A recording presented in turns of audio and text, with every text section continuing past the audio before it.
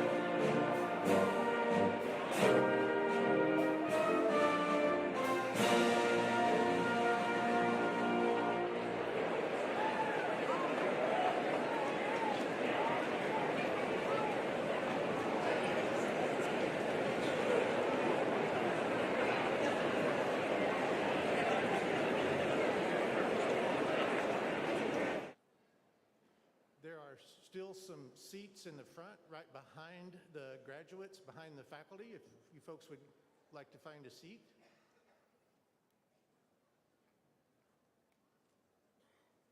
Welcome to the campus of Central Methodist University and to the commencement ceremony for the graduating class of 2024.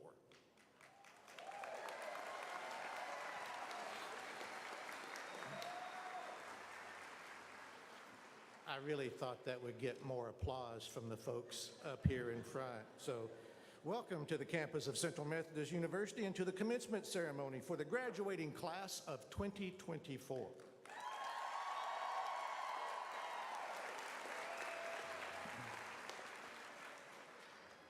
Welcome, parents, family, friends, honored guests, but most importantly, the graduates. We are all here to honor you. There are many great days when one is blessed to live and work on this beautiful campus. But there is no better day than commencement. For an educator, this is the most important day of the year. It is the day that we, and more importantly, you, have worked toward for years. Your faculty have prepared you in the classrooms. Your band and choir directors, coaches, club sponsors, residential life staff, all of these folks have watched and helped you along your way. You are prepared. You are ready. It is a great, great honor for me to be able to celebrate this day with you. Reverend Bill O'Neill, Senior Pastor at Lynn Memorial United Methodist Church here on the Central Methodist campus, will lead us in the invocation.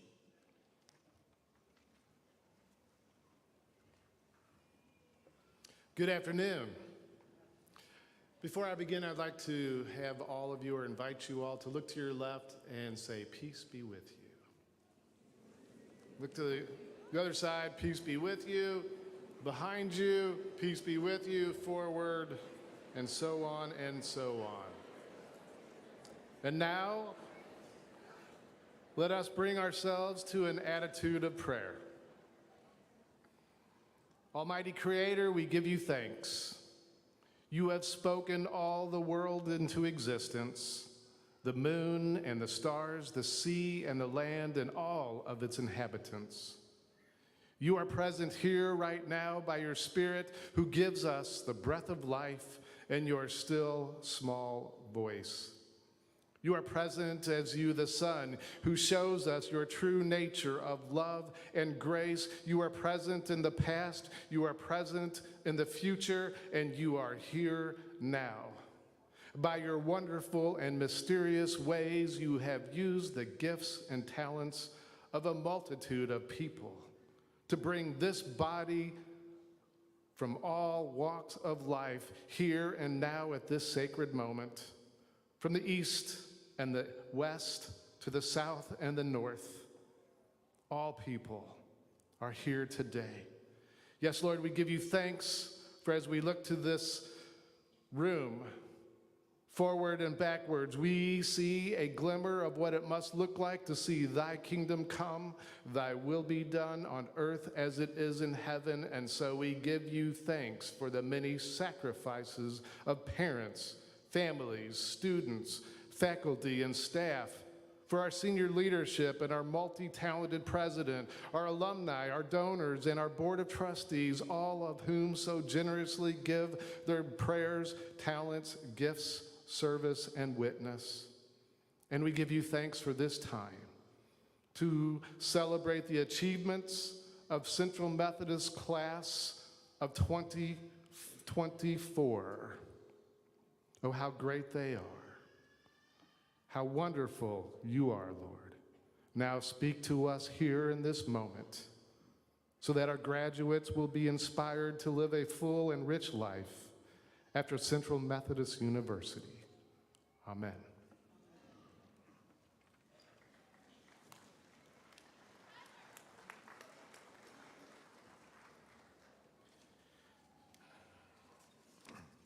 Graduates, it is my great honor to introduce your commencement speaker, Reverend David Kerr. Reverend Kerr has set where you are sitting today. David graduated from Central with the class of 1967. He met the love of his life, Dr. Marcia Kerr, here on this campus. David says that among all the great things that Central gave him, Marcia is far and away at the top of the list. Reverend Kerr has traveled on 5 continents, has preached in all 50 states. I'm not sure that I've ever referred to a United Methodist minister before by saying he really gets around, but that seems to be the case for Reverend Kerr. I highly recommend that you read Reverend Kerr's biography in your commencement program. It documents and demonstrates an incredible life of service and achievement. However, I do not recommend that you read it during his commencement address for fear that you will miss the wisdom that is always contained in a David Kerr speech or sermon. I have personally had the honor of hearing Reverend Kerr speak on many occasions. David is truly a gifted speaker. If David merely read from the phone book, he could make it meaningful and interesting. Sometimes I forget the age divide between my students and me. Students, a phone book was a document that we would get in the mail so that we could have landline telephone numbers for our friends and family. And also, landlines were telephone devices that we used to use to talk to each other before cell phones. Reverend Kerr, would you please join me at the podium? And Provost Gulstad, would you assist?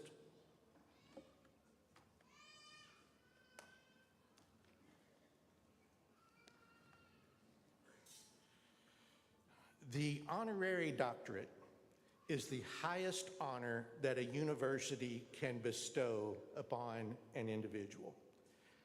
Upon recommendation of the faculty and approval by the Central Methodist University Board of Trustees, I hereby confer upon you the degree Doctor of Humane Letters with all the rights, privileges, and responsibilities appertaining thereunto.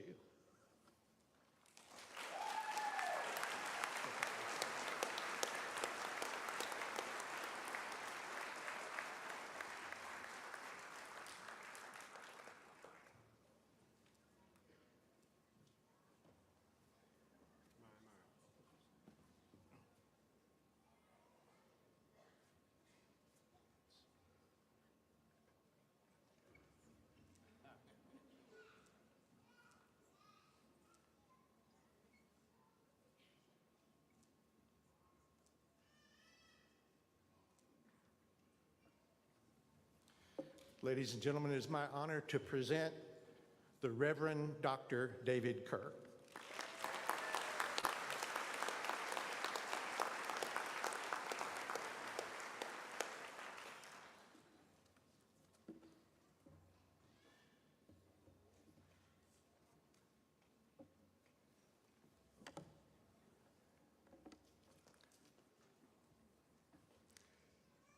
To our Board of Trustees, to President Drake for his vision and leadership, for Judy Drake.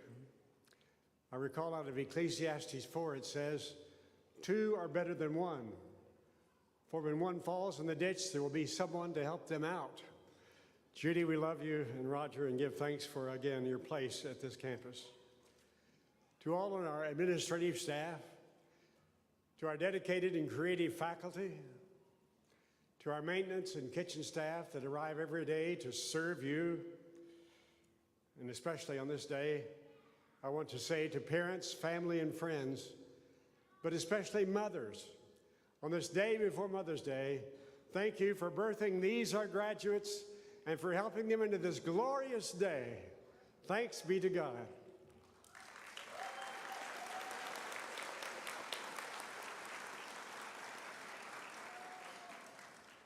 And to you graduates, I have just 3 words. You did it.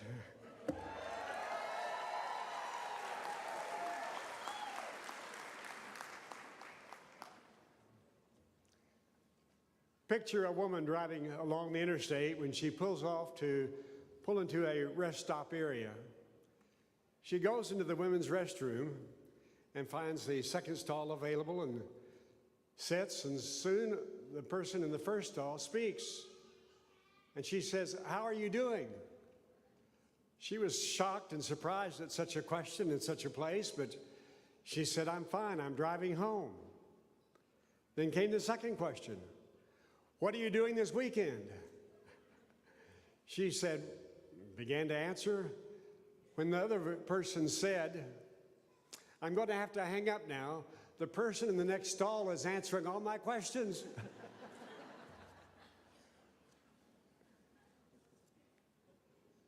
One of my observations about today is that higher education is given to you the ability to ask questions. Questions that are deep and probing.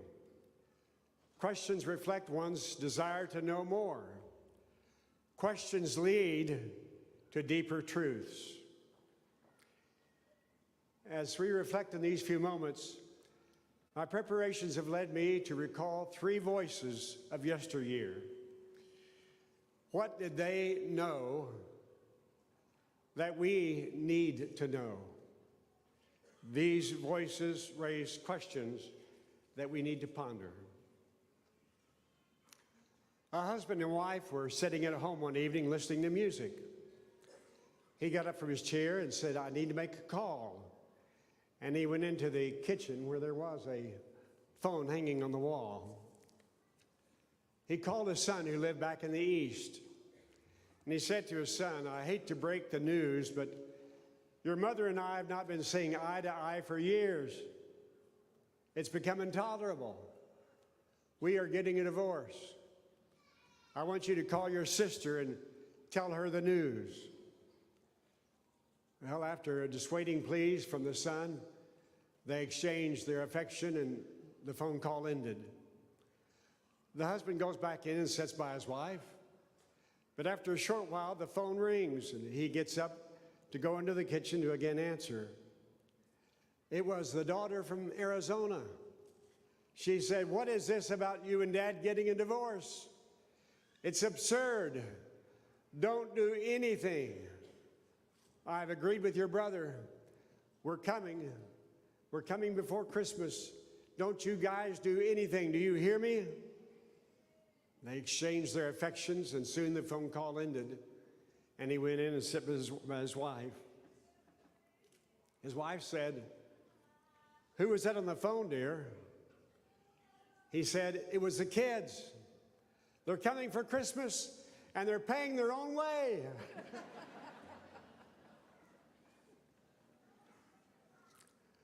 I laughed, too, when I first heard that story. But upon reflection, it has a sorrowful twist, doesn't it? There is no ethical value to his scheme. How are you to discern between right and wrong? By whose body of moral principles will you follow in your days after CMU? The first voice. When I was a freshman here at Central Methodist, I played on the varsity basketball team, and another freshman that joined me was a man by the name of Alan Miller, a classmate, a friend. One day, as Alan was ascending the steps in Burford Hall, he found money lying on a step. In today's current equivalency, it would be a $100 bill. Back in those days, the dollar went a lot further than it does today. He immediately went to the dorm mother and turned the money in. She thanked Alan for his honesty and then said, within a week, if no one has come to inquire or to claim it, it is yours.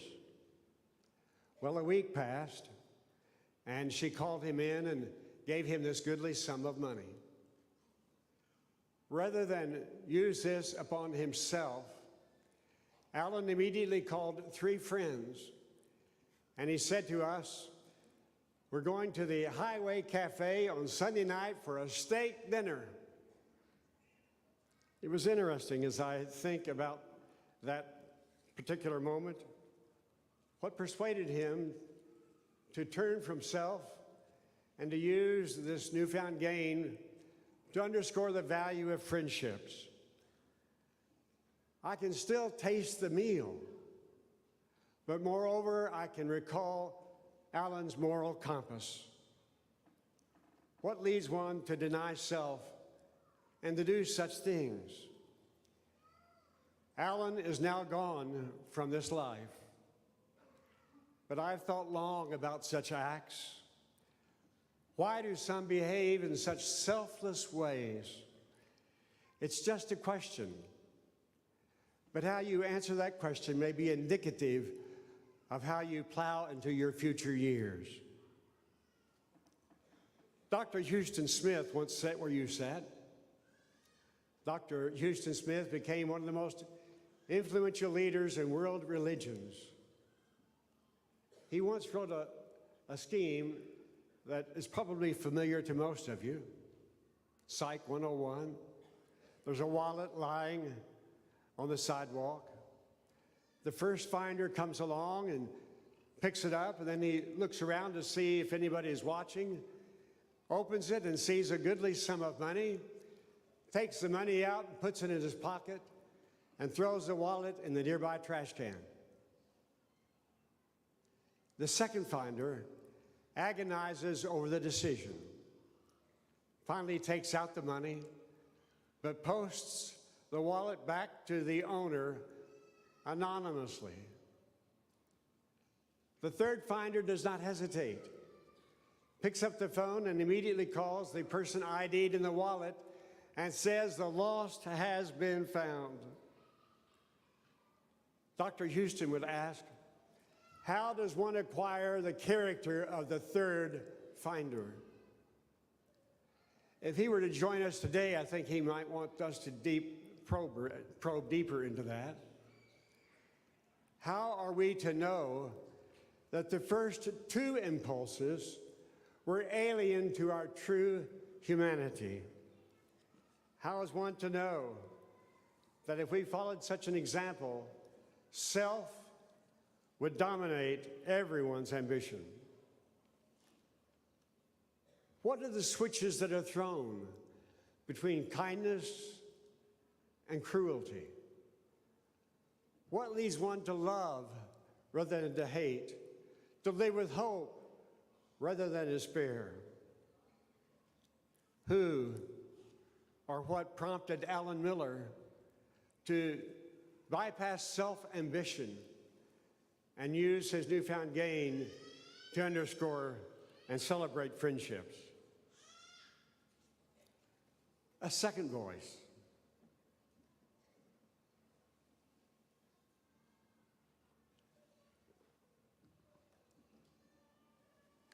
John Adams was our second president, and while we should maybe focus upon him, we're going to hear from his wife Abigail and her voice.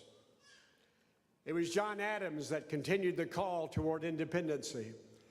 It was John Adams who committed George Washington to be the first Army Commander-in-Chief. After the war, it was John Adams that was sent as a commissioner to France and eventually to our former foe, Great Britain. John Adams spent his life in service, but he endeavored to lay aside self-interest. He struggled with it. First and foremost, he knew it was not about Adams. It was first about the people of the Republic, and they made the difference in his presidency. Perhaps there is no other voice that was so influential in John Adams' life than his wife Abigail. And I can identify with that because of the value that my wife has brought to our life of service over these 29 years of marriage. Or is it 39? 49? 59 years of marriage. Thanks be to God.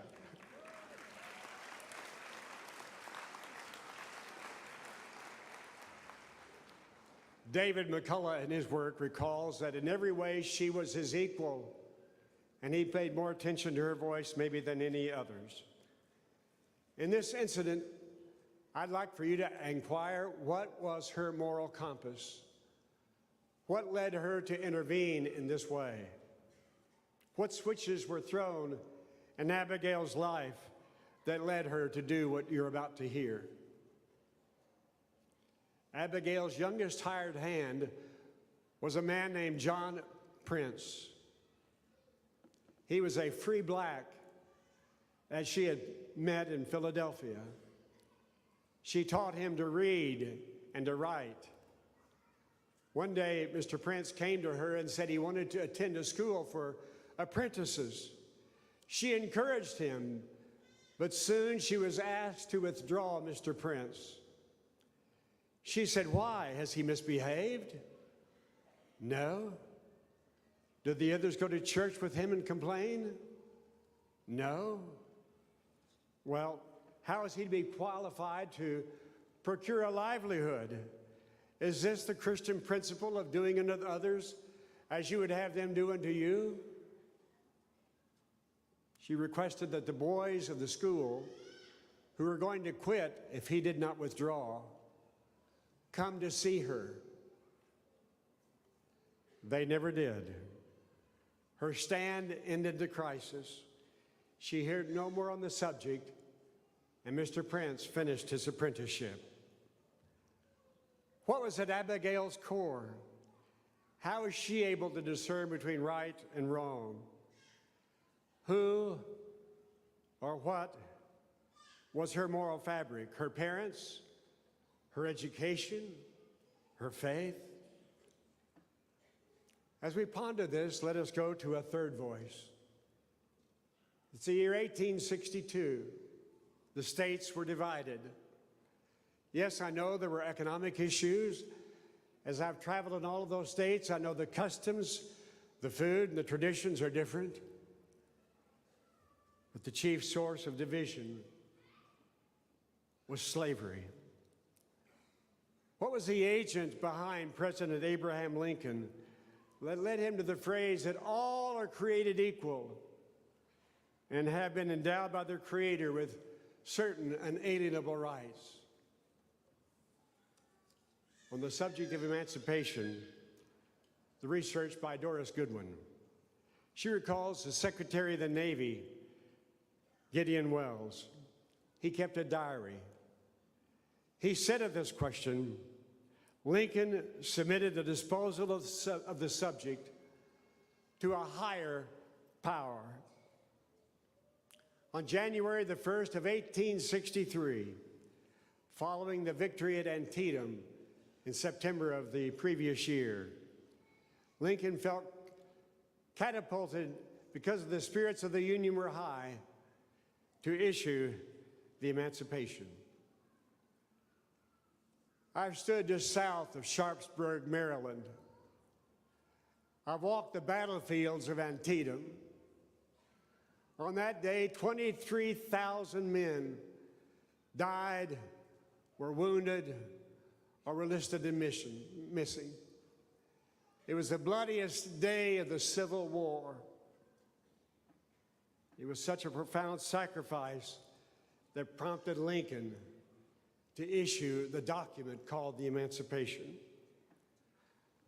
What or who guided Lincoln into such an act? His Secretary of the Navy recorded that it was a higher power.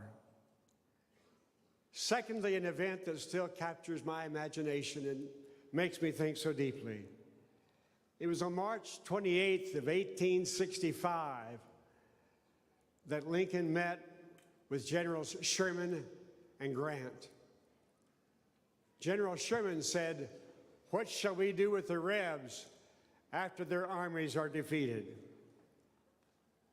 Lincoln had a sacred image in his mind, that of Reconstruction.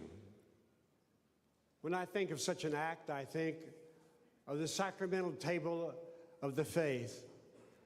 And how often I've given the invitation to all who would come. It is a place where all are welcomed.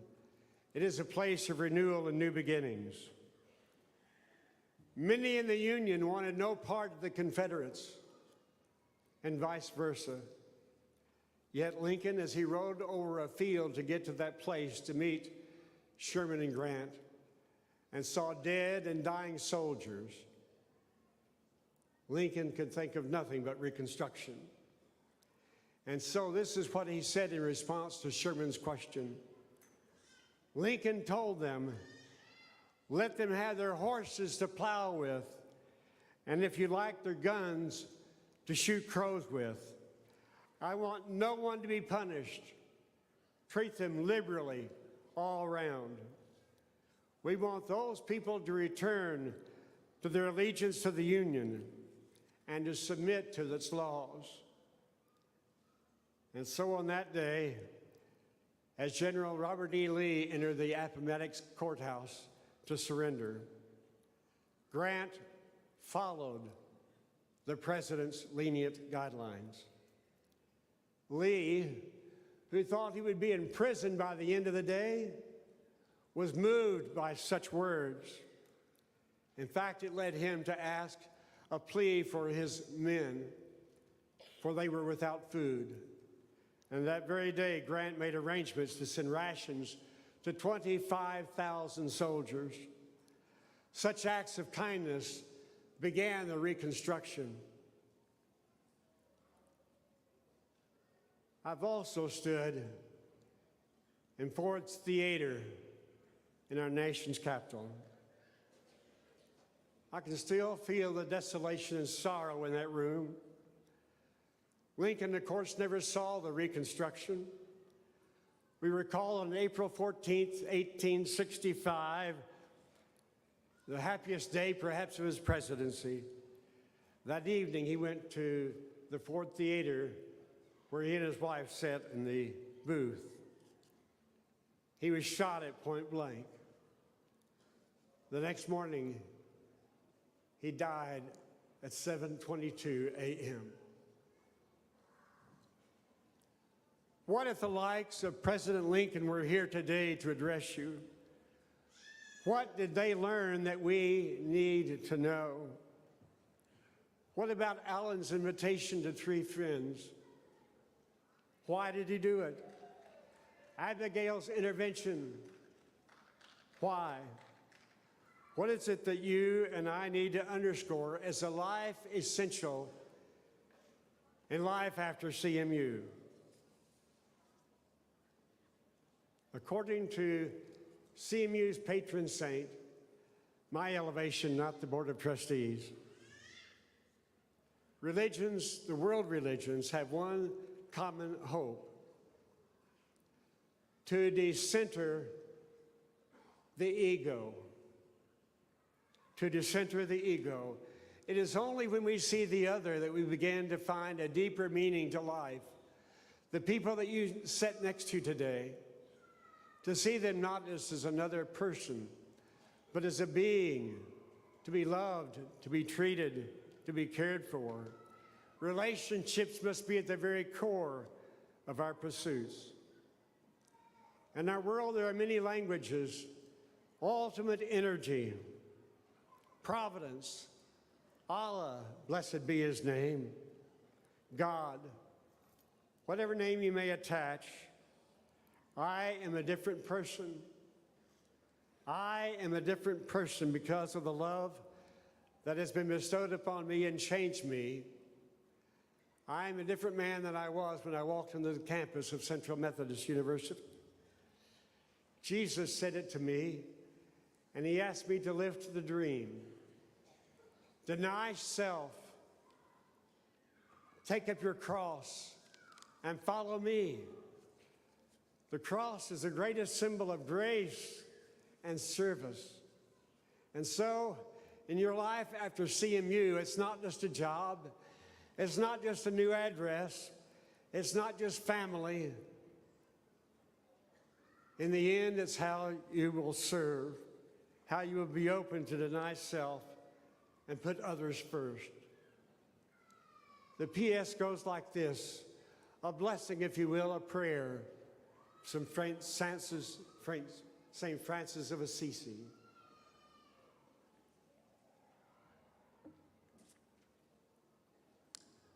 Lord, make me an instrument of your peace. Where there is hatred, let me sow love.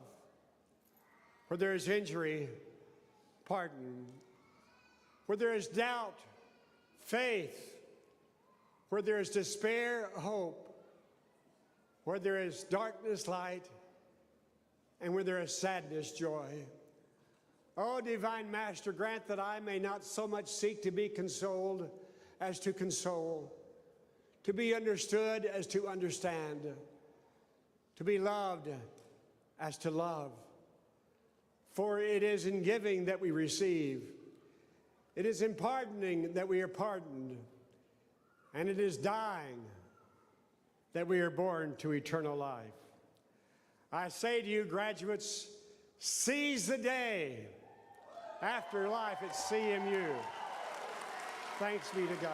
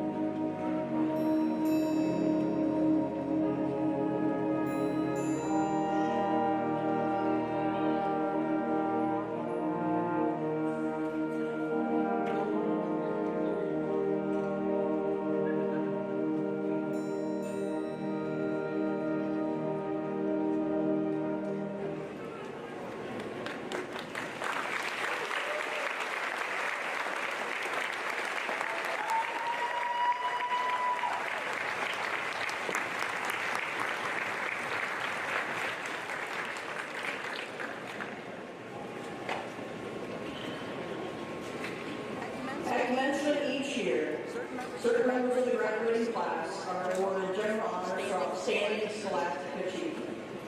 This recognition is reported on each student's diploma. Students with cumulative grade point averages of 3.95 and above on a 4.0 scale, 40 hours earned from CMU, completed all degree requirements graduate summa cum laude. Students with cumulative GPAs above 3.8 and above graduate magna cum laude. And students with GPAs of 3.7 and above graduate cum laude. These students are also distinguished today by wearing cords on their gowns: gold and green for summa cum laude, silver and green for magna cum laude, and black and green for cum laude. Will the students who are graduating with honors please rise so that we may recognize you?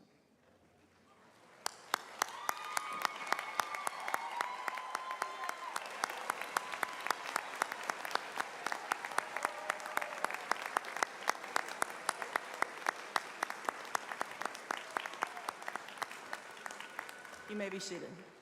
These students will also be recognized and have their honors noted as they walk across the stage and their names are read.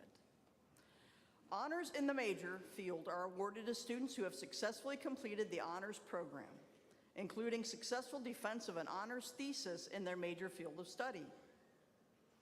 The students and the titles are printed in your program. Will each of the students stand and remain standing so that we can recognize you as I call your name? Caitlin Collins, Biology, Oregano's Effects of SCTLD, Thesis Advisor, Professor Greg Thurman.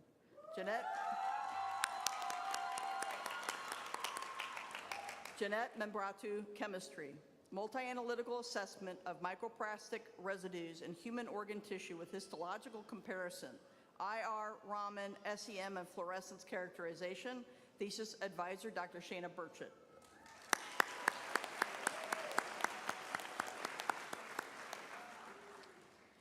And Jaden Pierce, Biology, the effective subculture of Symbiotium breviolium and its relation to coral reef restoration efforts, Thesis Advisor, Professor Greg Thurman. Ladies and gentlemen, our honors graduates.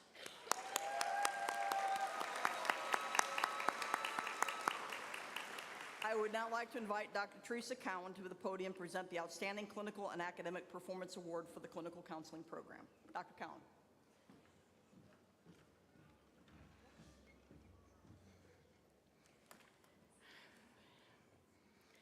I'm so proud of you all. You worked so hard. The Outstanding Clinical and Academic Performance Award is given to a Master of Clinical Counseling student in her or his last semester of study. The award is based on a record of distinguished scholarship and outstanding service to the community. I am proud and pleased to announce this year's award winner, Jennifer Bessert.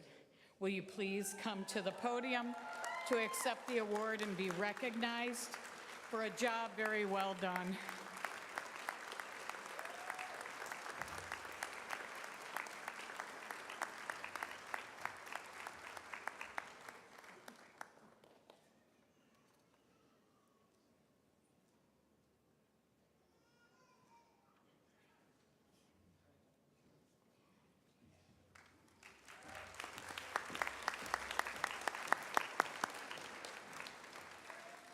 Dr. Drake, would you join me, please? It's that time, folks. Will the students who are graduating with the master's degree please rise? President Drake, these students have completed or will complete all degree requirements of Central Methodist University. They've been recommended by the faculty and approved by the Board of Trustees. I present them to you so that you may confer upon them their appropriate master's degree.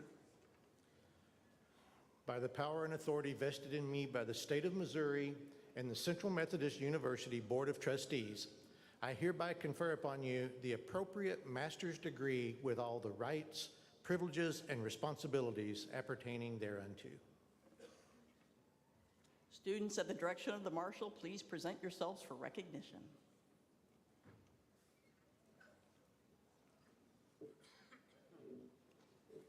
Abby Sarah Adams.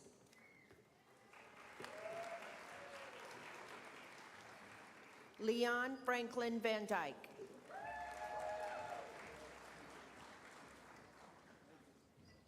Ashley Marie Swan.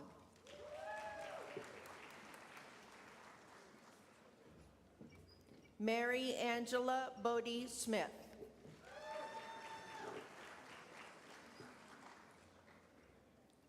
Becky Jo Gibson.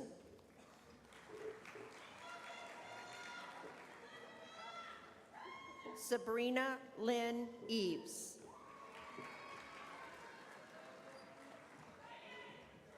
Jennifer Lynn Bessert.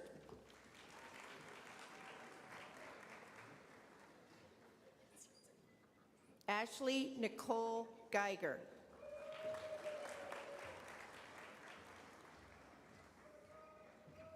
Reagan Lee Dinkle.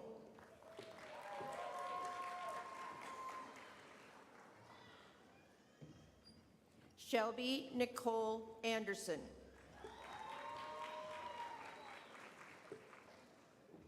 Courtney Ann White.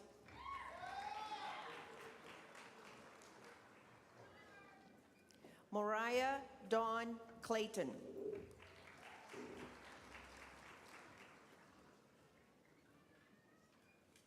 Zachary Parker.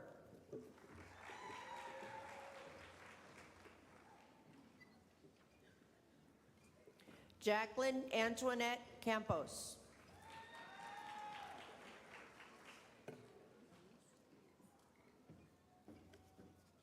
Stephanie Lene Mays.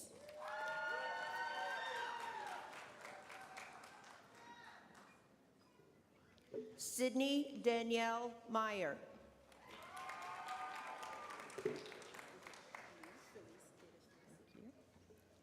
Jada Shalise Gaines.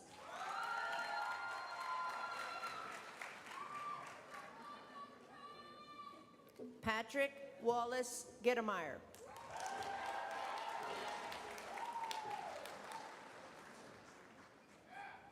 Trenton Alexander Lyles.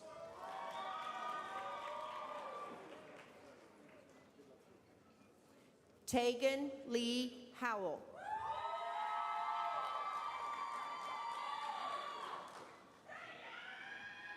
Lydia Ruth Stewart.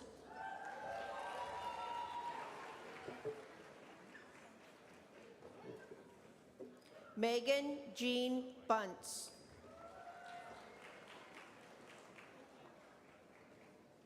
Jarek Christian Gibbons.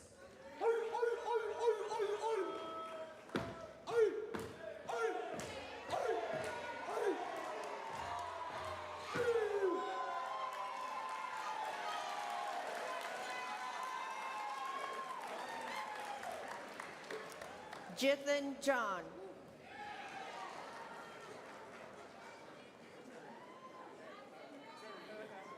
Morgan Nicole Brown.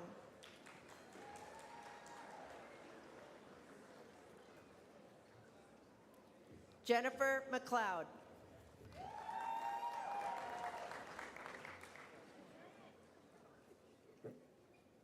Jose Victor Barbosa.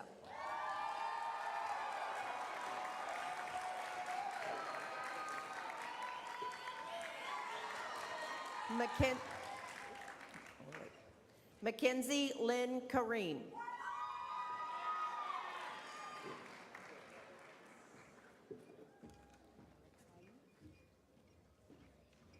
Tatenda Mitchell Garakai.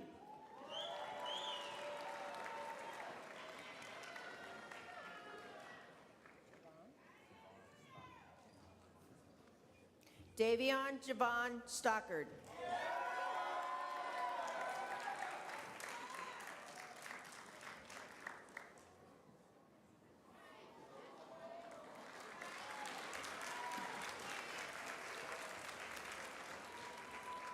Felixi Cristina Dominguez Nava.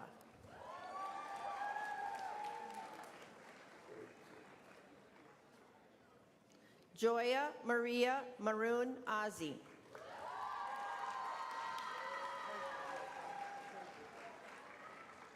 Courtney Irene Pogue.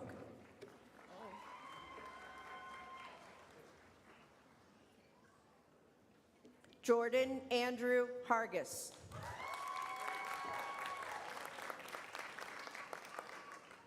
David John Roth.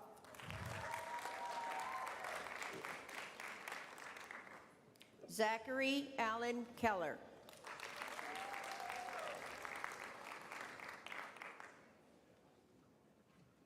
Emily Michelle Fuller.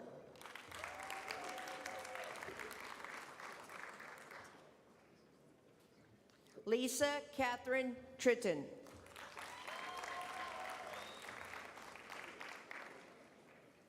Myra Louise Walker.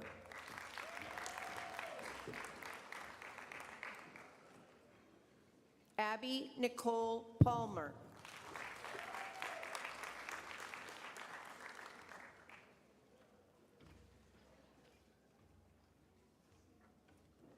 Ladies and gentlemen, these are our master's degree graduates.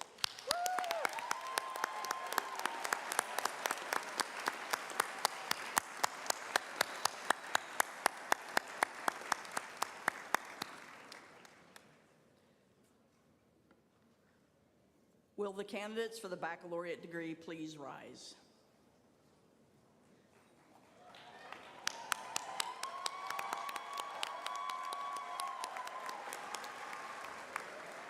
President Drake, these students have completed or will complete all of the degree requirements of Central Methodist University.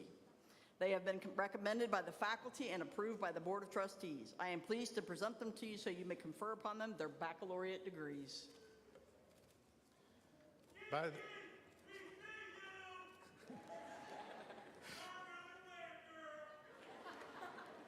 By the power and authority vested in me by the state of Missouri and the Central Methodist University Board of Trustees, I hereby confer upon you the appropriate baccalaureate degree with all the rights, privileges, and responsibilities appertaining thereunto.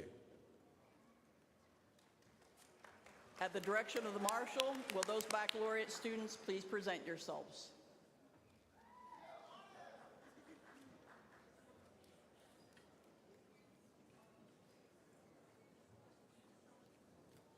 Nadine Turner Mort, class of 1955.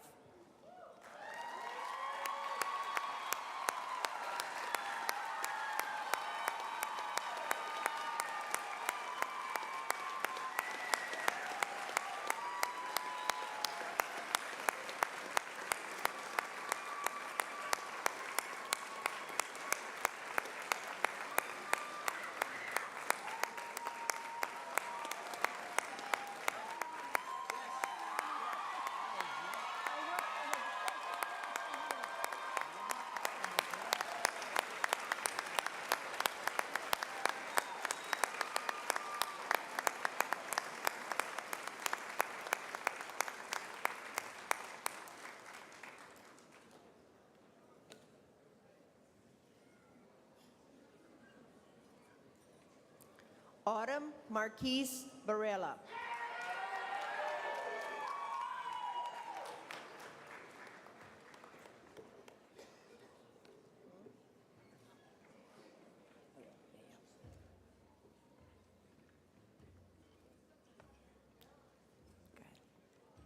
Dominic Van Dorn.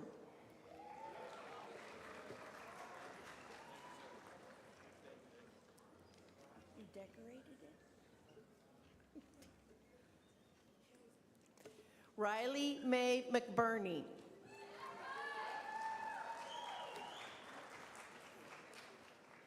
Alyssa Renee Smith.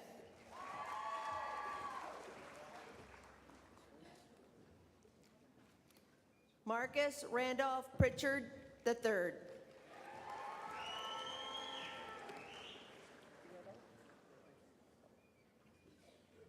Larry Allen Riddle Jr.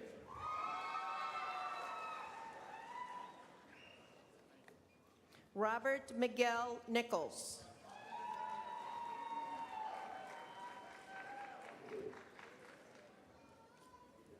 Anisha Monet Wofford.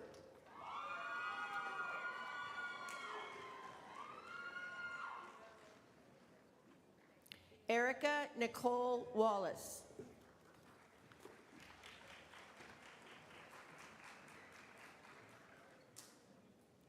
Addison Riley Butler, magna cum laude.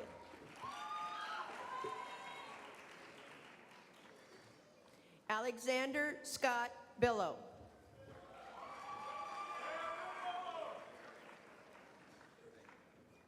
Seth Allen Beard, cum laude.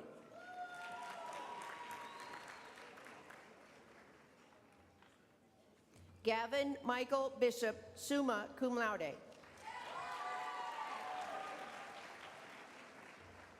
Abby Neely.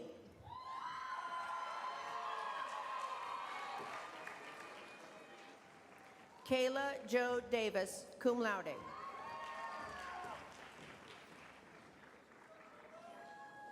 Alan Thomas West.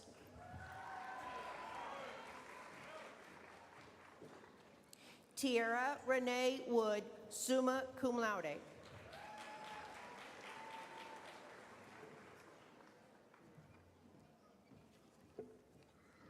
Casey Brianna Callahan, magna cum laude.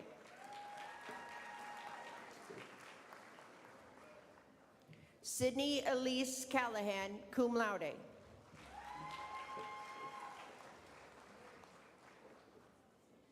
Regina Ann Bepler, cum laude.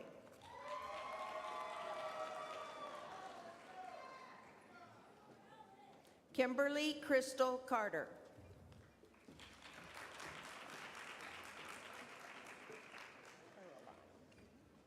Caroline Marie Langton.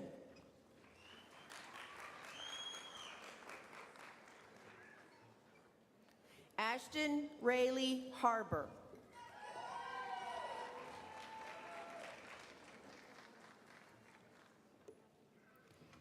Hannah Nicole Welty.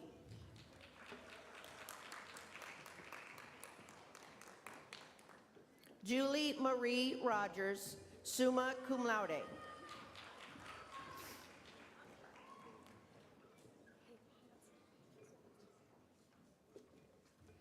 Carolyn Abigail Hare, magna cum laude.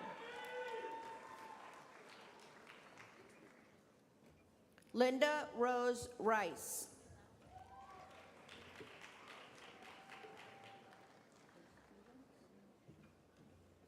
Destiny Rose Co-Stevens.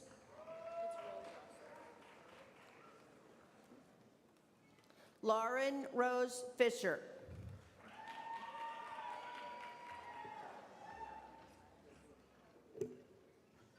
Jacqueline Marie Osias, magna cum laude.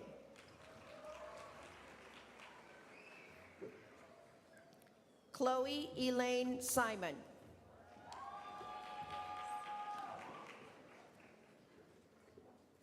Elise K. Jensen, magna cum laude.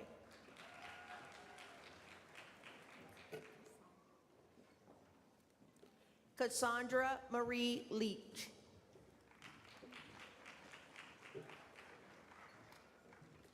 Tance Robert Lechek.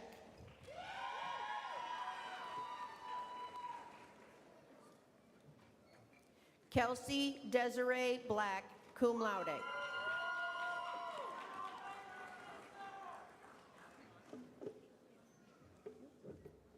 Emila Caitlin Penny.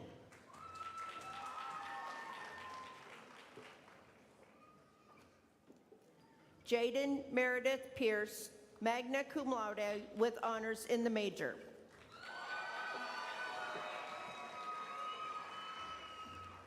Caitlin Francis Collins, honors in the major.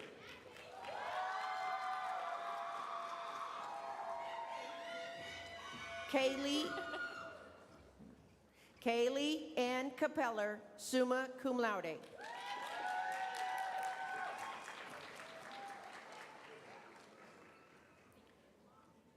Eric Green Moore, magna cum laude.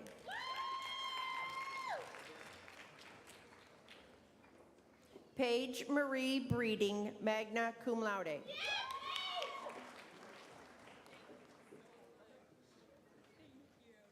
Sarah Ann Johnson, summa cum laude.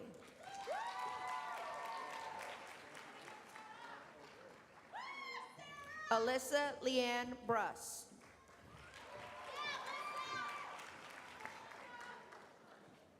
Dylan Bushman.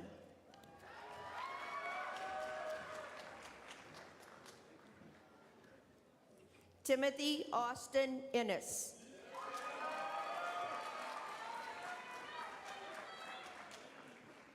Mason Jean Wells.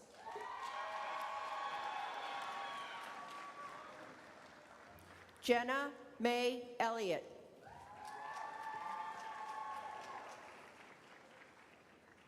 Benjamin Davis Miller. Jacob Bradley Bartz.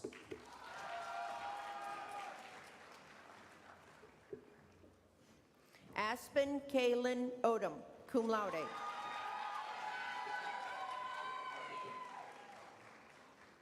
Isabella Marie Cross.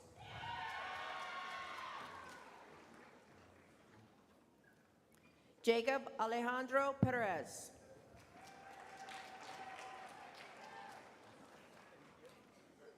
Bryce Anthony Porter.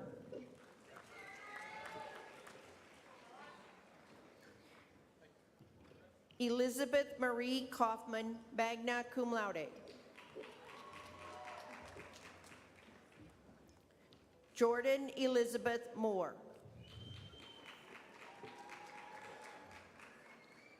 Evan Canton Hall, summa cum laude.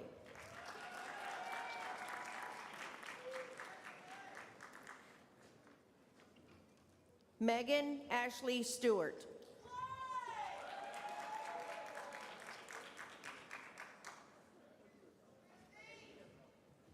Murphy Elizabeth Quint.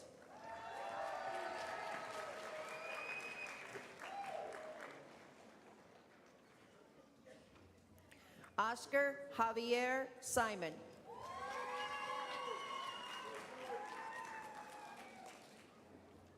Nai Roy.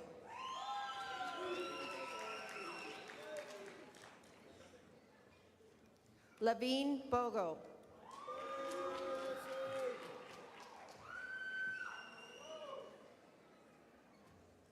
Samuel Lewis Smith.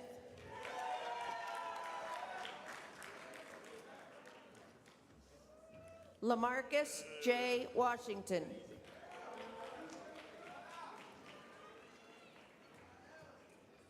Christian Maximilian Valadez.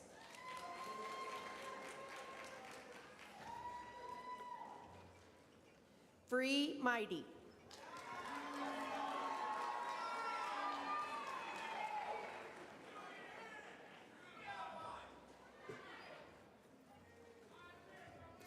Alyssa K. Petrie, summa cum laude.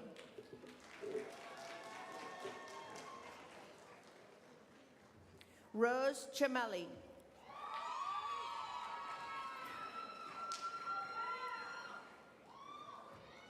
Heather Leanne Riley.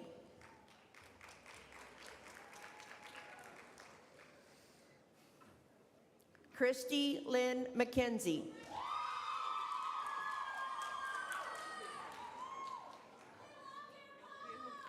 Love you too. Donald James Griffin.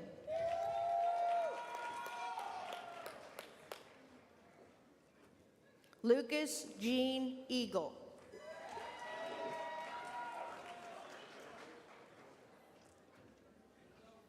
Juliet Elizabeth Mead.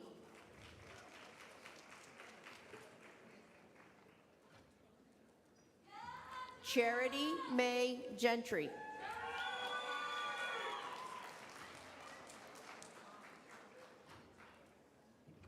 Keon Eugene Bass, cum laude.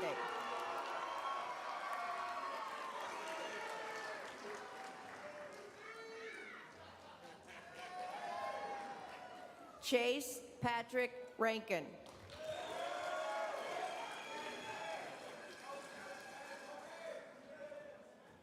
Joel Aaron Pena.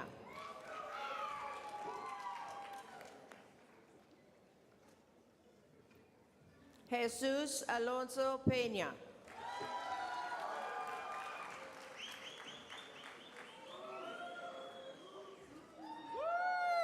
Stephen Alfred Sanchez.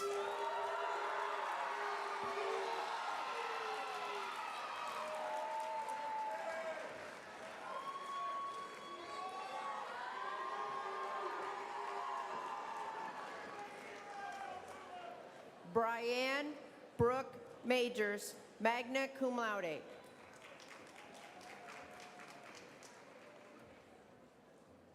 Brittany May Palmer.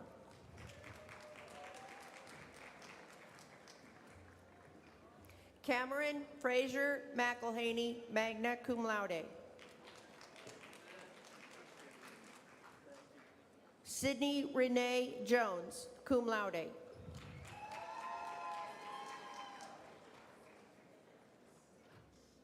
Carmen Christine Colvin.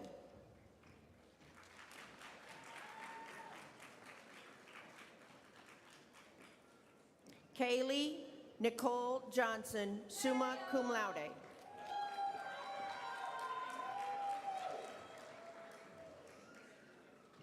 Adrian Rashad Watson Jr.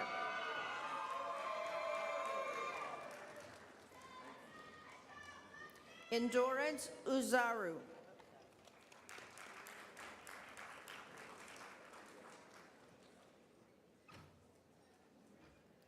Ajak Manut Noel Boltrol.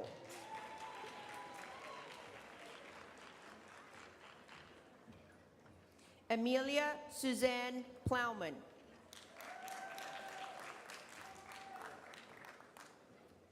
Megan Elizabeth Cribbs.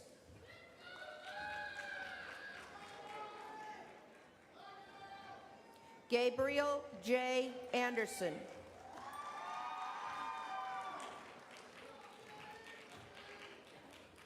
Stephanie Jasmine Rodriguez.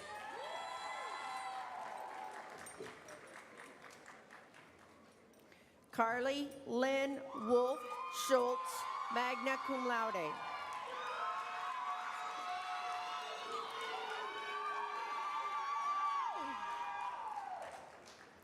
Gabriana Madison Webster.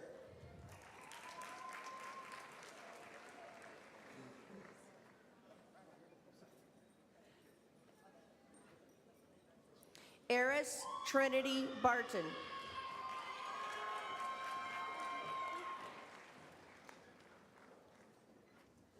Amara Noel Reichert.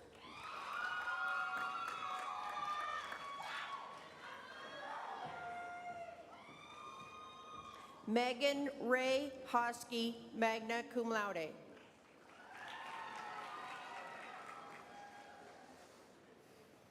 Spencer Cameron Scrivener.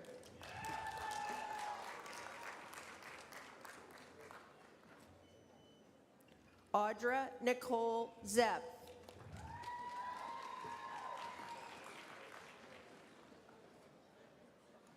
Alexis Rayanne Dillon.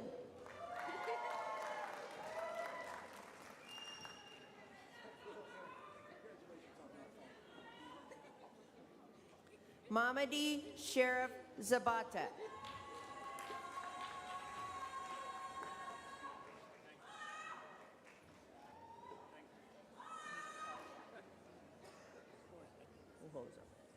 Willie Muhoza.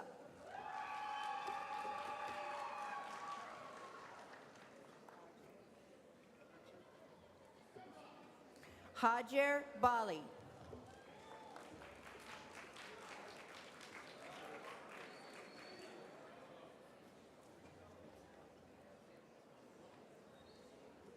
Judith Chepchumba Bet.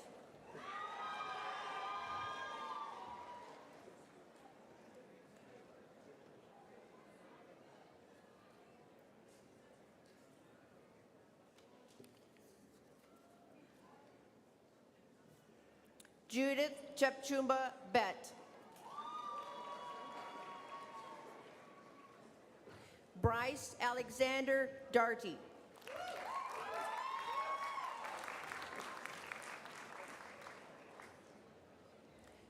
Timothy Cole Nolan, magna cum laude.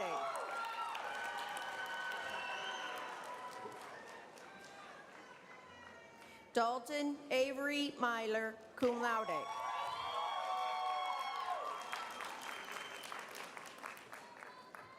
Emily Page Myler.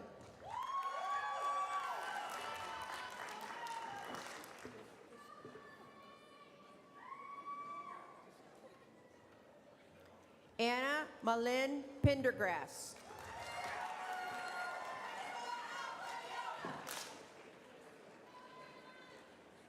Cadence Jean Lutman.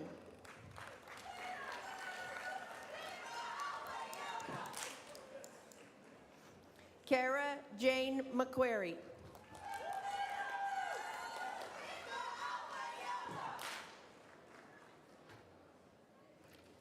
Poppy Lynn Garner.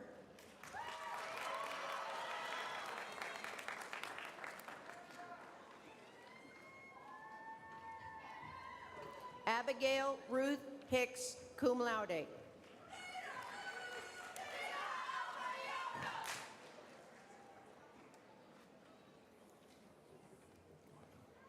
Jackson Allen Grossenberg, summa cum laude.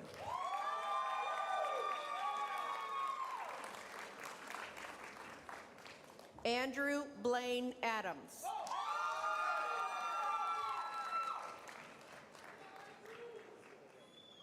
Joshua Derendinger, cum laude.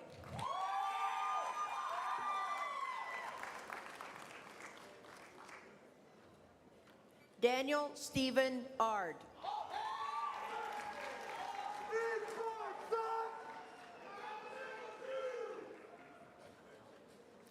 William Colton Bowers Delius.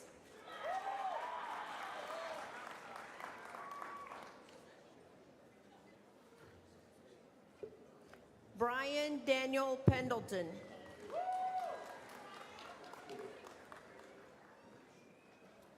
Everett W. Stubblefield III.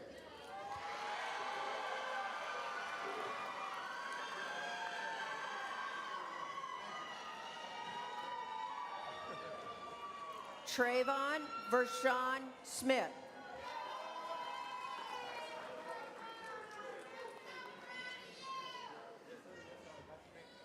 Jalen Jordan Labella.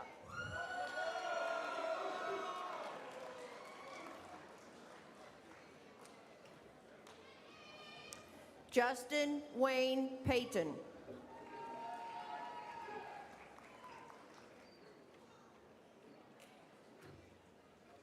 Brittany Ann Heater.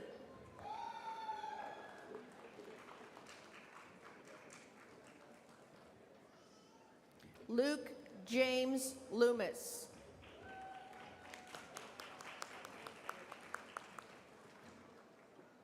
Zoe Elizabeth Lee.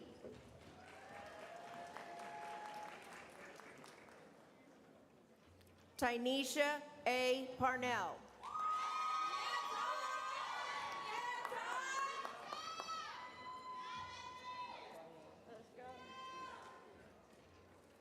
Brianna Marshall Langford.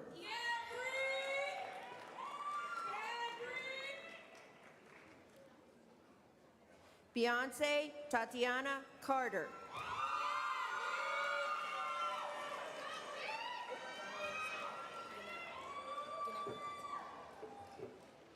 Gannett Bebratu, summa cum laude, honors in the major.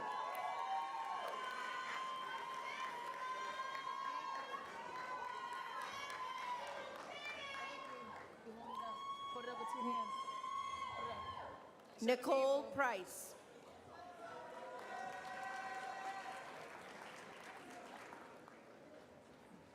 Rachel Danielle Pleasant, magna cum laude.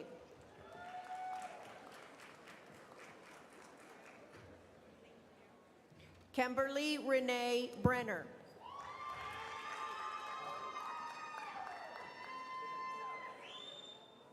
Dylan Thomas Asbury, magna cum laude.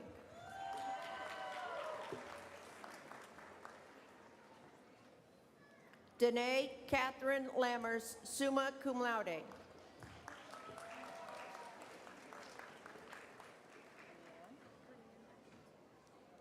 Kara Brianne Beckett.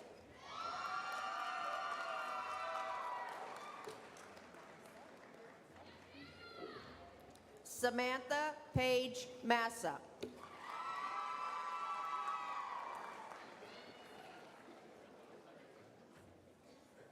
Ashley Jordan Ritter.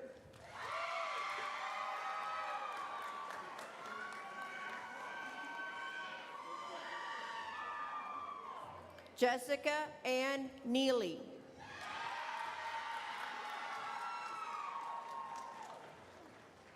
Cheyenne Nicole Withrich.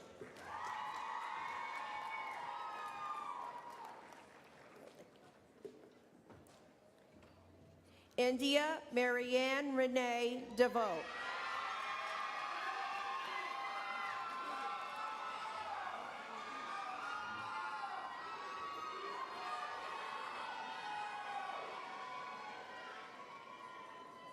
Cindy Lynn Irene Trinidad.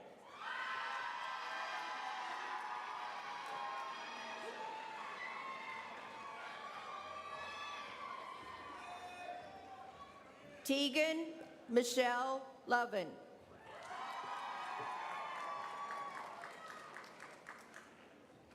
Haley Ann Engelman, cum laude.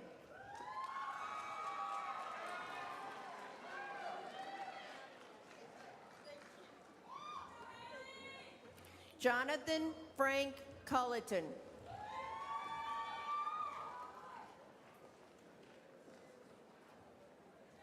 Shauna Lynn Mills.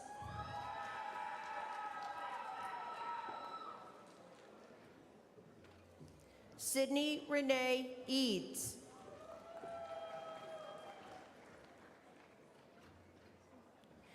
Kelsey Danielle McPherson.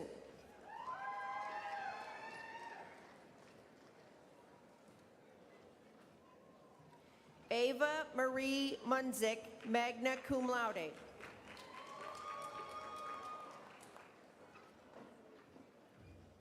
Catherine Ann Tabor, magna cum laude.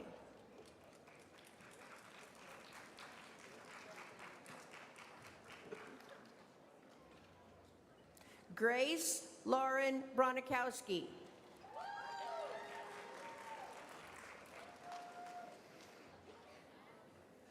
Sarah McRoberts Halsell.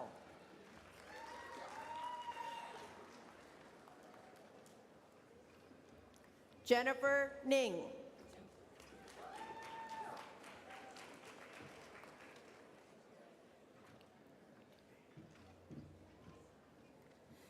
Kiana Danae Marie Stevenson.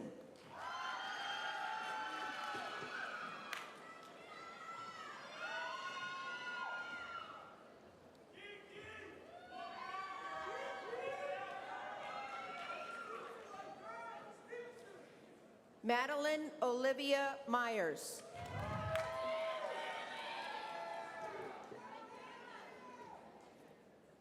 Emily Joy Sullivan.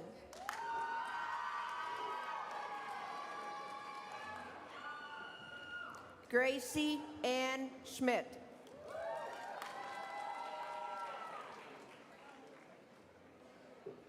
Madison Elizabeth Berhorst, cum laude.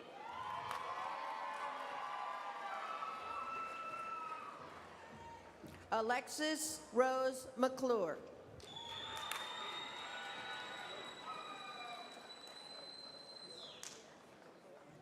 Madeline Marie Mel, magna cum laude.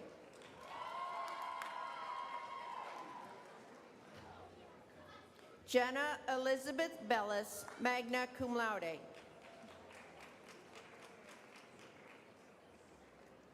Jacqueline Neve Smith, cum laude.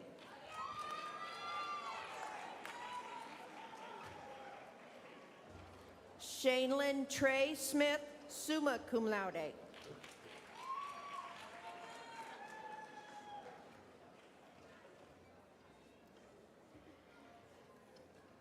Faith Bailey Keniston.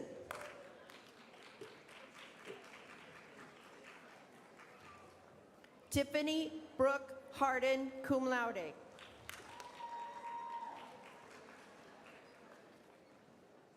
Andrew Tyler Garner.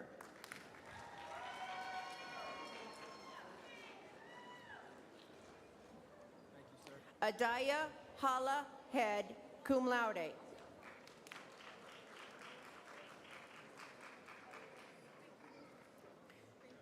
Jolena Laura Church.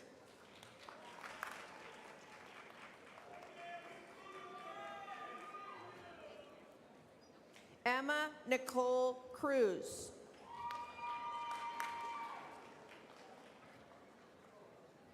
Jenna Halterman.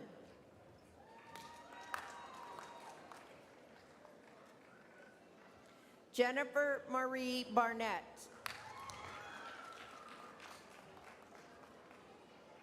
Alexander Garrett Blaze.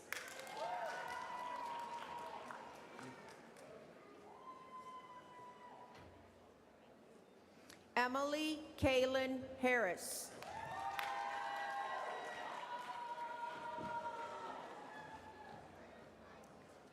Natalie Jo Gar, magna cum laude.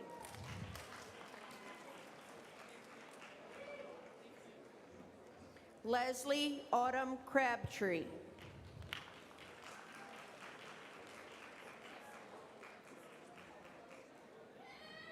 Kimberly Ann Curiel.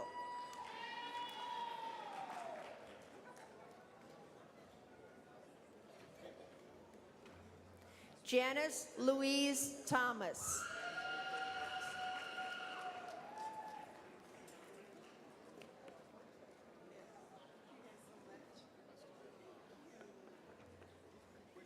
Lillian M. Patterson, magna cum laude.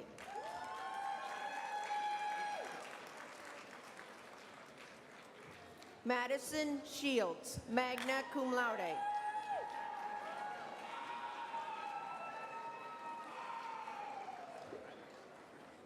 Allison Marie Mayfield, magna cum laude.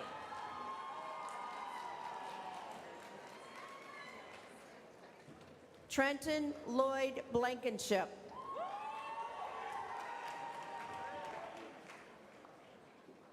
Jessica Lynn Armstrong.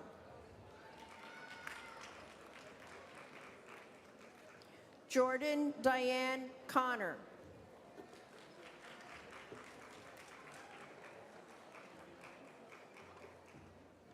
Brianne Nicole Whited, magna cum laude.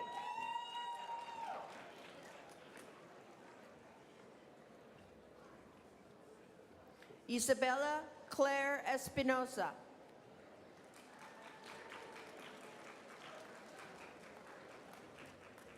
Brett Hunter Parsons.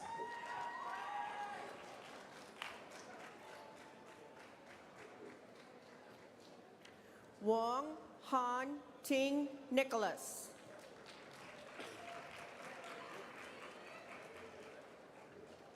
Ashley Hamilton.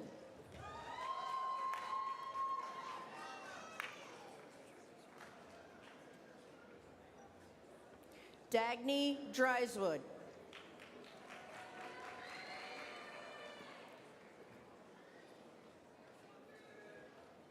Maximiliano de Armas.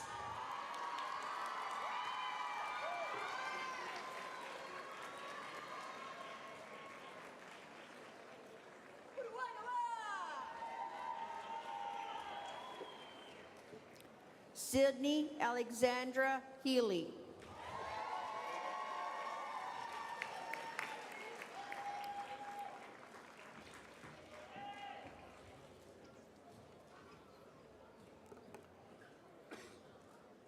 Judith Gonzalez Oliveras.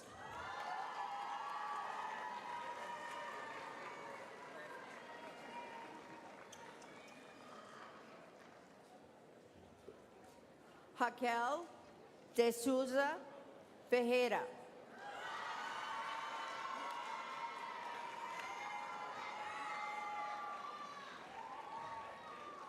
Carlos Reyes Guevara.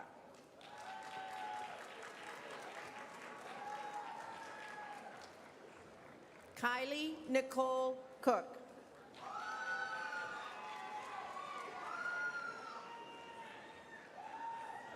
Reese Jeffrey Dodson, magna cum laude.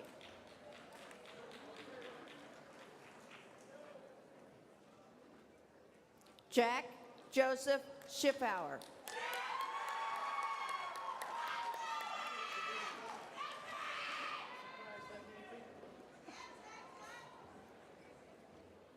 Zyshawn Lamar Cowens, magna cum laude.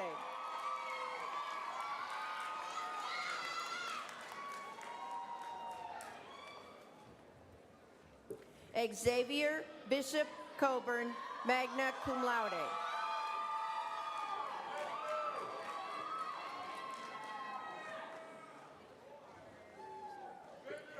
Natalie Veone Guerrero.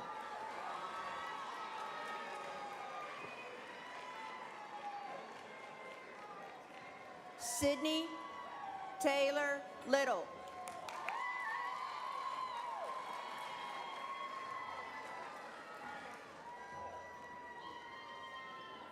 Kylie Ann Avery, summa cum laude.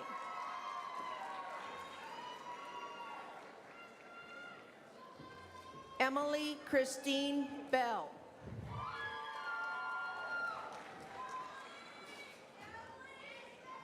Haley May Ferris.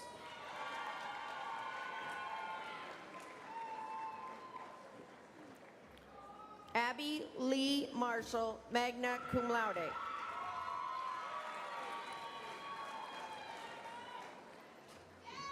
Kalena Faith Oots, summa cum laude.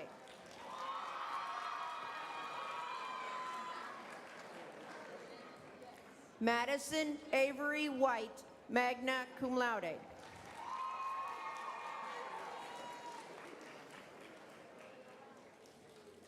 Delaney Faith Miller.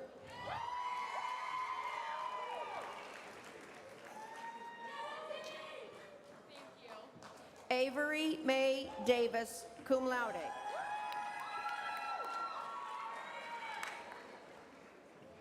Danica Margaret White.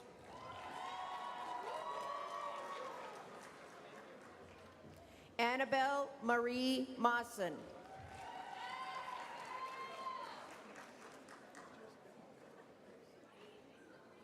Isaac Kane Johnson.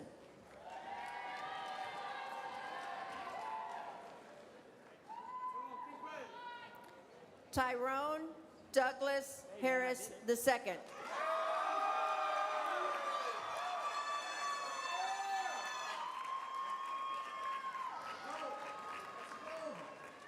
Mason Todd Mitchell.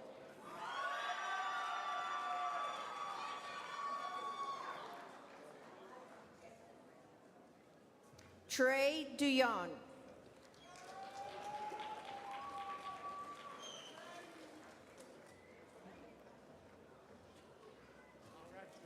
Sincere Joanie Hall Osborne.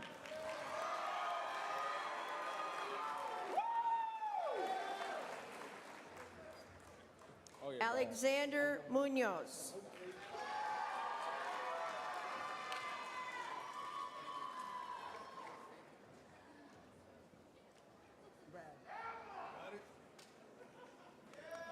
Niles Nopuku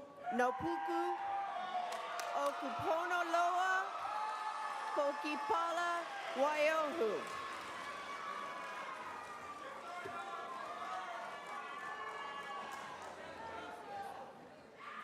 Licia Song.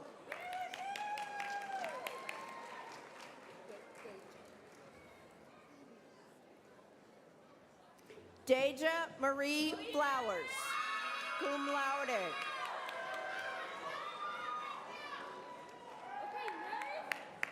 Ashley Nicole Flowers, cum laude.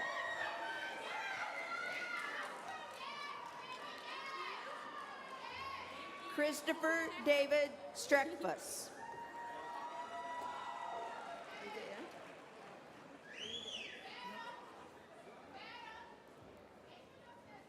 Dallas Everett Stapp.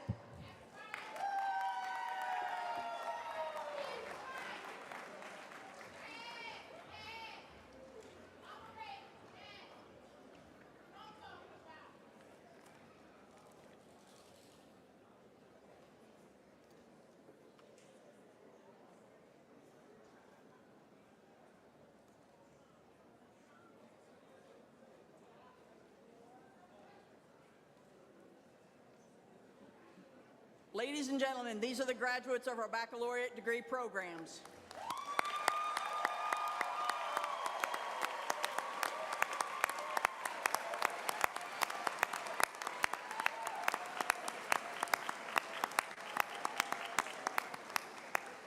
Will the candidates who are planning to graduate with an associate degree please rise? President Drake, these students have completed or will complete all of the degree requirements of Central Methodist University. They've been recommended by the faculty and approved by the Board of Trustees. I am pleased to present them to you so that you may confer upon them their appropriate associate degree. By the power and authority vested in me by the state of Missouri and the Central Methodist University Board of Trustees, I hereby confer upon you the appropriate associate's degree with all the rights, privileges, and responsibilities appertaining thereunto. Candidates, please present yourself at the direction of the marshal.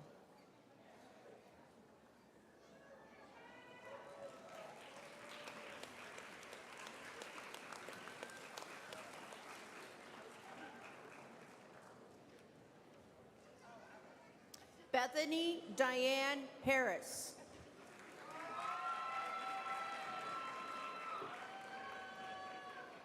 Michaela Page Diamond.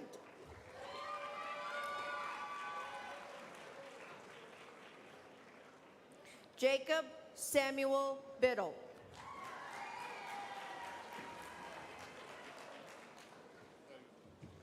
Meredith Berkeley Baker.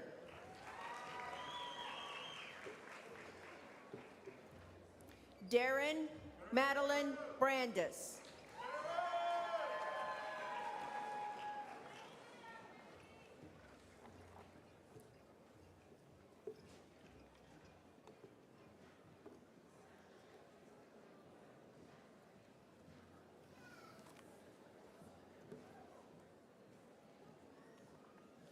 Ladies and gentlemen, these are the graduates of our associate degree programs.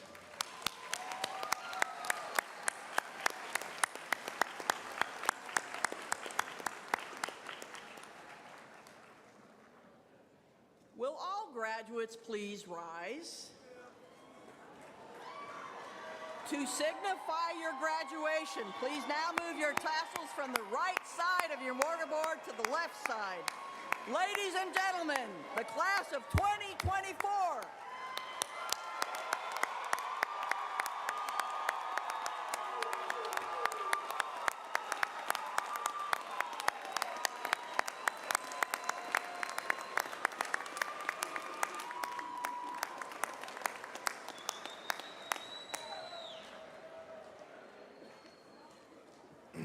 Please be seated.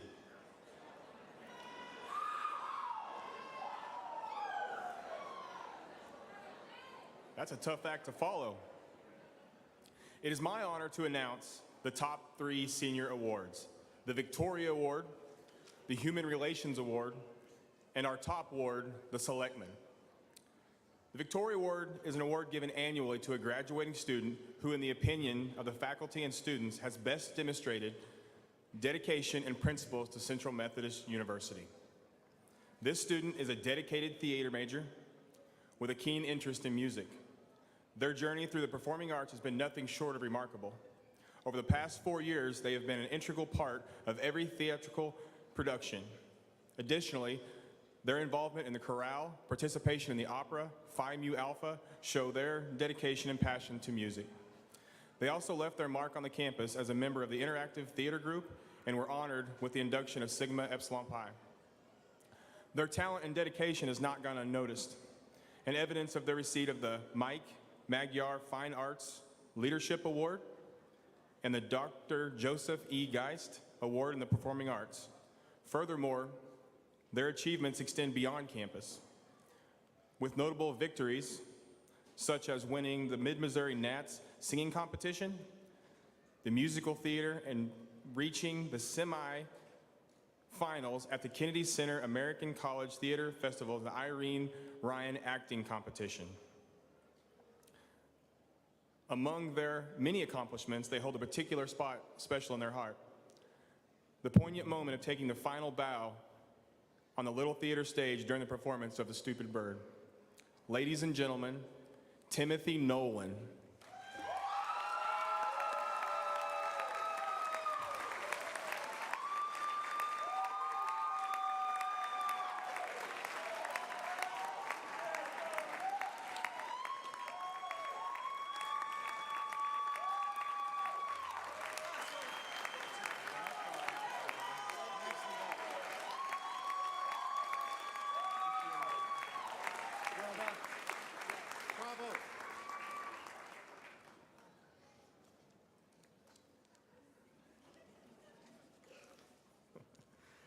Next is the Human Relations Award.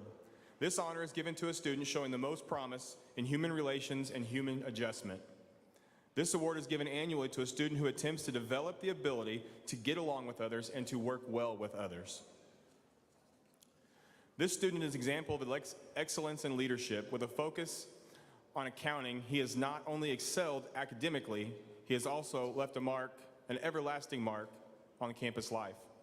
Active participation defines this student journey at CMU. From the rigorous trails of cross-country and the indoor and outdoor tracks, they have displayed both athleticism and determination. Additionally, their role in the African American Student Union as the financial advisor and the president of the Student Government Association underscores their commitment to this campus governance and student welfare. Among their many achievements, the student stands out as a recipient of numerous accolades, including the Outstanding Senior in Accounting Award, a 3-time recognition for academic excellence within the accounting division. Their academic prowess is further evidenced by consistent placement on the Dean's List throughout their years at CMU. In athletics, he represented his university at the highest level and contributed to historic victories, such as being a part of the outdoor track team that clinched the NAIA Conference Championship for the first time in program history. When asked about their proudest moment at CMU, a quick response came. They were given the opportunity and the honor to speak at President Drake's Decade of Leadership celebration, a testament to their impact and influence on the CMU community. Ladies and gentlemen, Xavier Coburn.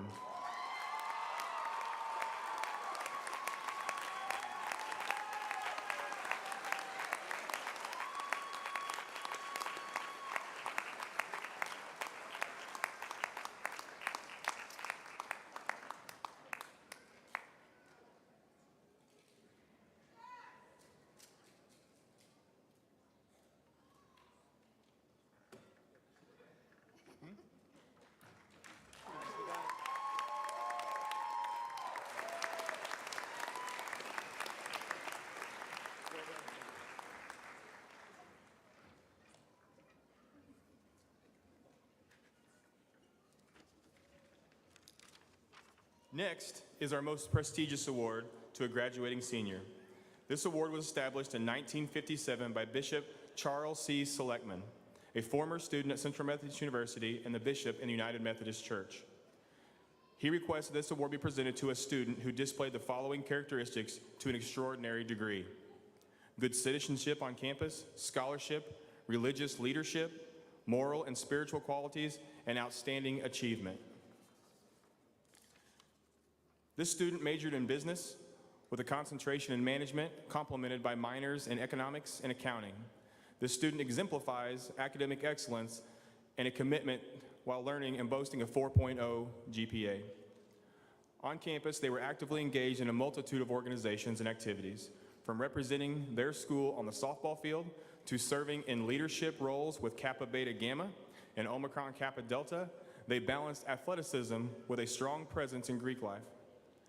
Their involvement in organizations such as the National Society of Leadership and Success, the Association of Student Athletes, Student Government Association, DECA, Sigma Epsilon Pi highlights their diverse interest and dedication to campus life. Their academic prowess is only matched by their athletic achievements. They have earned many awards and accolades, including being recognized as the NFCA Academic All-American, Athlete in the Heart of America Conference Scholar Athlete. Noteworthy athletic accomplishments include being named Hart Player of the Year and securing multiple first-time All-American and All-Region selections.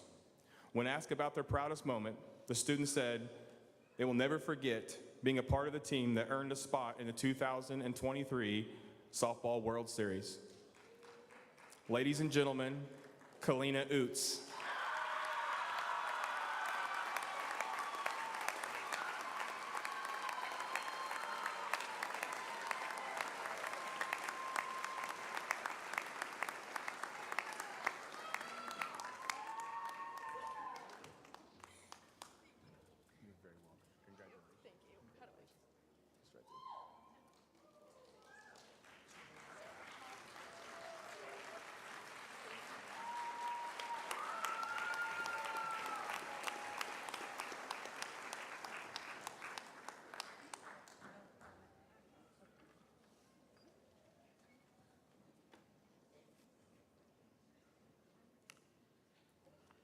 I would now like to invite Professor Sally Hackman's representatives to join us at the podium, please. Professor Hackman wished she could be with you today, but she is unfortunately in the hospital right now. But she is doing well, and she said to make sure that you didn't worry about her. So if you would, please.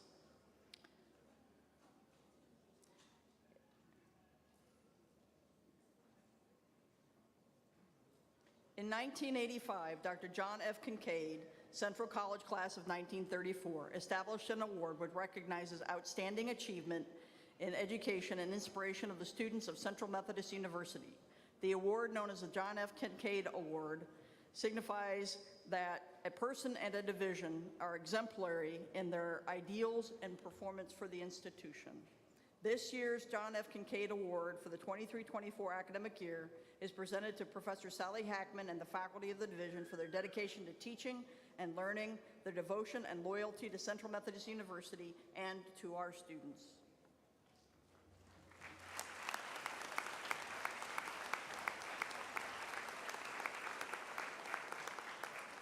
Please accept this certificate of recognition of the outstanding contributions that you all, the faculty, have given to the institution and to our students, and that your name will be displayed on a plaque in the office of the provost and a cash award deposited in the program's endowment. Thank you.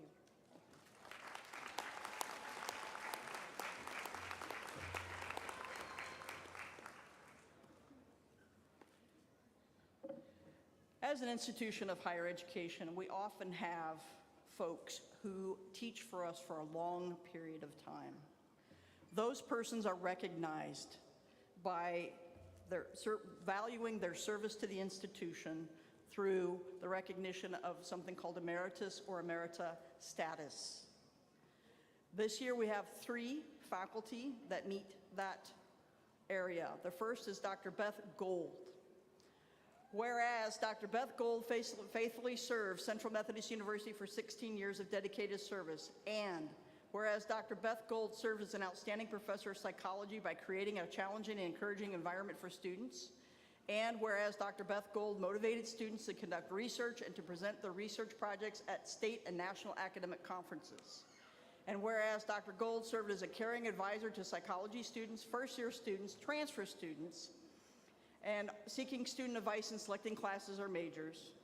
Whereas Dr. Gold always displayed concern for the professional, physical, emotional, and social well-being of her advisees, students, and colleagues. Whereas Dr. Gold served as an advisor to the Psychology Club and participated in countless activities outside the classroom to help students grow personally and professionally. Whereas Dr. Gold served as chair of the Division of Social Sciences for 3 years, and whereas Dr. Gold demonstrated excellence as a mentor to junior faculty members, helping them to become better professors, and whereas Dr. Gold served Central Methodist University with devotion, insight, and vision as a professor, action research advisor, academic advisor, committee of their member. Now therefore, be it resolved that upon the recommendation of the President and Board of Trustees, Central Methodist University does now declare that Dr. Beth Gold is appointed and shall henceforth be known as Professor of Psychology Emerita of Central Methodist University.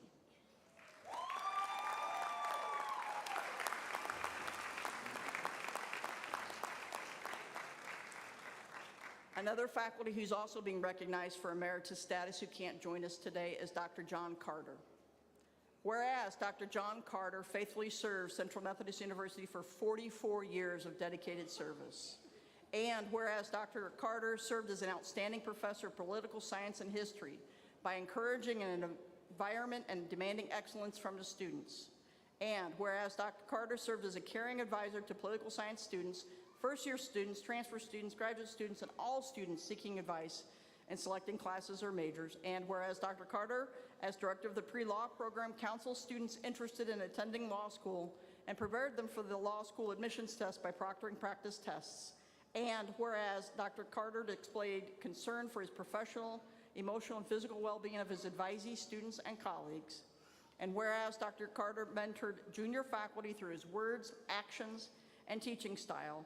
And whereas Dr. Carter authored many books and articles focused on history and political science. And whereas Dr. Carter helped develop graduate programs and served as the director of graduate programs for College of Graduate and Extended Studies. And whereas Dr. Carter served as the chair of the Division of Social Sciences for 12 years and as director of the freshman program for 7 years.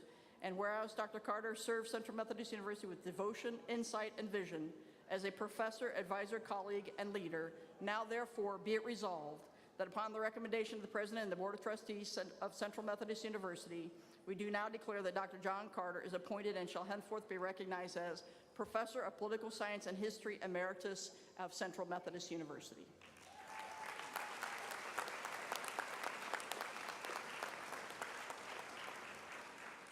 The last faculty is here, and I would like to ask Professor Pam Gordy to join me, please.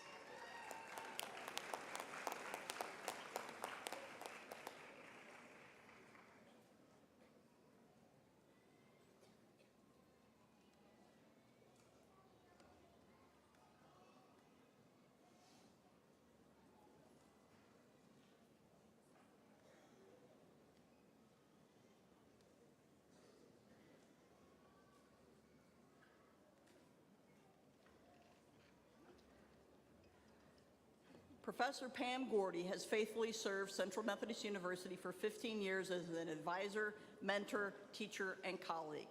Whereas Professor Pam Gordy has worked tirelessly as a professor of mathematics, preparing students for careers in math and math education. And whereas Professor Pam Gordy has led and advised with excellence students in professional opportunities as an academic advisor and as a sponsor for the National Mathematics Honor Society, Kappa Mu Epsilon. And whereas Professor Pam Gordy has faithfully modeled Christian character and integrity, and whereas Professor Pam Gordy showed loyalty and devotion to Central Methodist University and the students, faculty, and alumni in the university, and has indicated her intention to retire at the culmination of a distinguished career at Central Methodist University, now therefore be it resolved that upon the recommendation of the President and Board of Trustees, Central Methodist University does now declare that Professor Pam Gordy is appointed and shall henceforth be recognized as Associate Professor of Mathematics Emerita. Congratulations.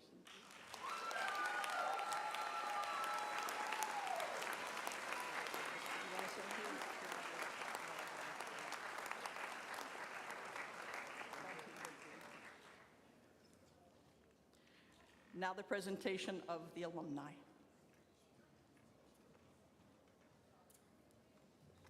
Hello, my name is Julie Parrish. I serve as president of the Alumni Board of Directors. It's great to see all of your faces. It is my honor and privilege to welcome each of you as you become the newest alumni of Central Methodist University. As alumni of Central Methodist University, you have the support and active interests of your alma mater. Those at CMU will do all they can to help you as you take your place in the community, as you continue your education, and as you contribute to society. Everyone will offer you every assistance and encouragement through the years to come. We are proud of you. We know that you and your families have sacrificed much to reach this moment in your lives. We hope that you keep in touch with your alma mater as the years go by, and please remember that you have our very best interests and wishes in all that you do. Go Eagles!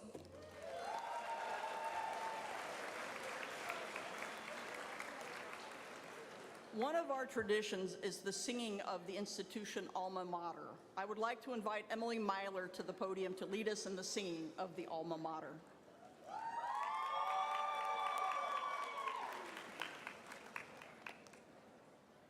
You can find the words on the back of your program.